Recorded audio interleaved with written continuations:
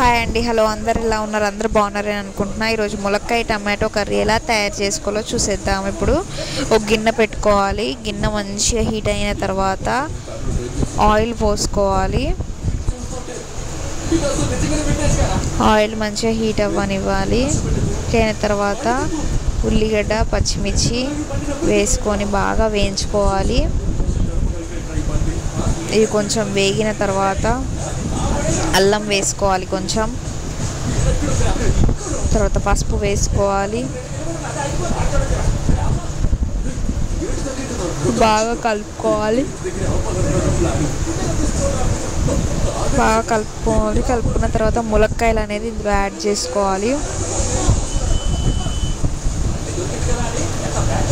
ములక్కాయలు వేసుకున్నాం కదా, ఇప్పుడు మంచిగా కలుపుకోవాలి.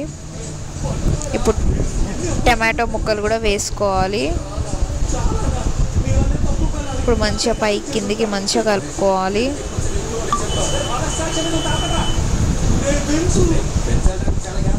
ఇప్పుడు మంచిగా ఉడకనివ్వాలి.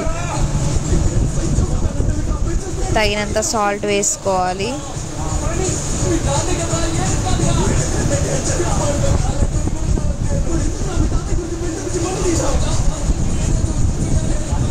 తగినంత కారం వేసుకోవాలి.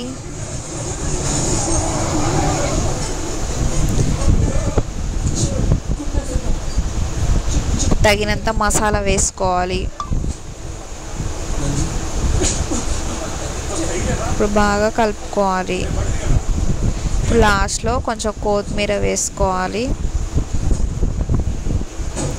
కొత్తిమీర వేసుకొని బాగా కలుపుకోవాలి పైకి కిందికి.